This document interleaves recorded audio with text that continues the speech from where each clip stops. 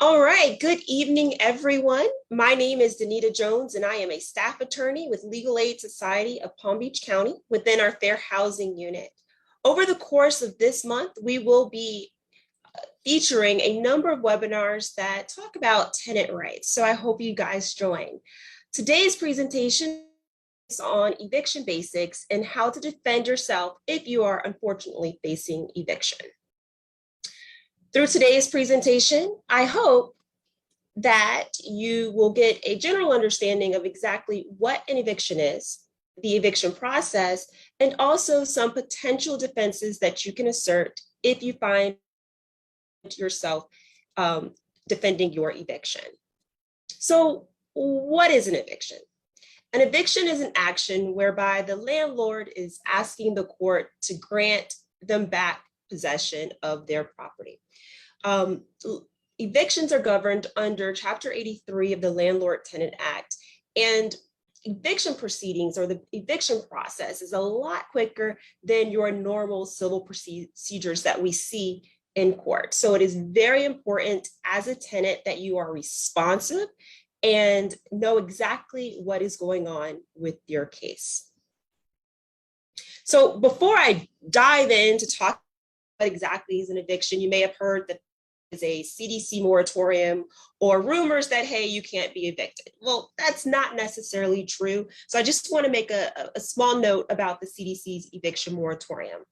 So last year in September, the CDC issued an order which temporarily halted evictions.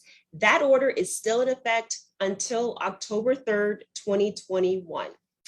It applies only to cases involving non-payment of rent. And in order to be protected or covered under the CDC's eviction moratorium, you must sign and deliver to your landlord a signed declaration if you meet the provisions of that declaration. It is under penalty of perjury. Regardless of whether you are covered or not, you are still responsible for full payment of rent after the expiration of the CDC's eviction moratorium or the lifting of the order. So that's very important. So let's dive in and talk a little bit about evictions. There are a number of reasons why a person may be evicted. Some of the reasons include evictions because of non-payment of rent. You may be evicted at the end of your written lease agreement. If your landlord wishes to terminate a term tenancy, so if you're just there month to month, there's no written agreement, the landlord can file an eviction.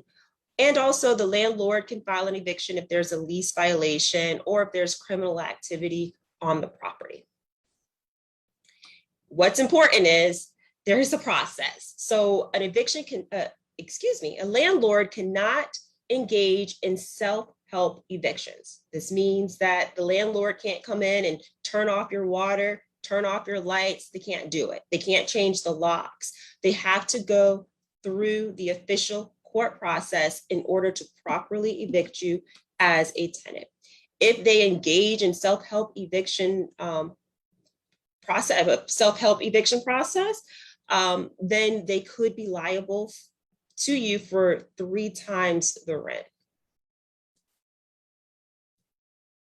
So first, when we're looking at the eviction requirement, it is important that in order to even start or initiate an eviction, the landlord must provide the proper notice.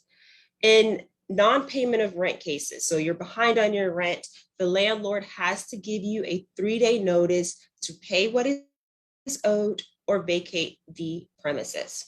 If it's the end of the lease term, usually your lease agreement will govern what the notice requirement is. Some leases require 60 days, some leases require 30 days. It's important that you look in your lease to make sure that you understand what the proper notice is and whether you have to actually provide notice to vacate as well.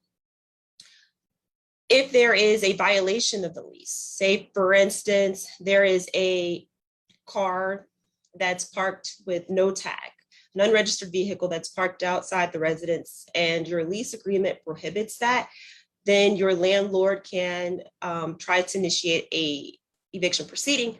But in order to do that, they first must give you a 7-day notice to cure.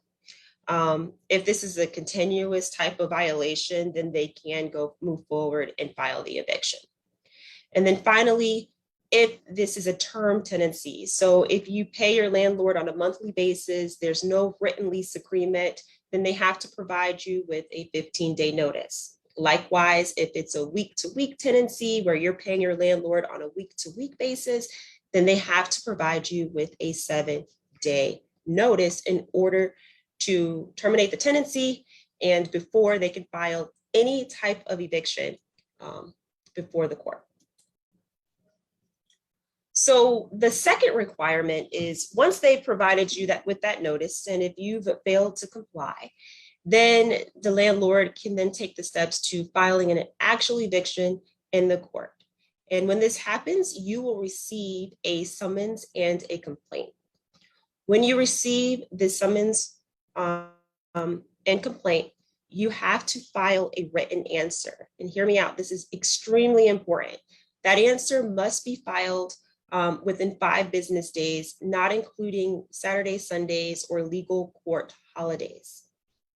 If you fail to file an answer with the court, then the landlord will automatically win.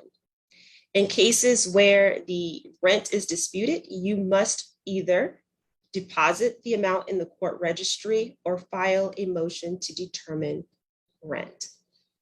It's very important that you do that. You have to either deposit money in the court registry if you don't agree with the amount of money that your landlord is alleging that you owe, file the motion to determine rent.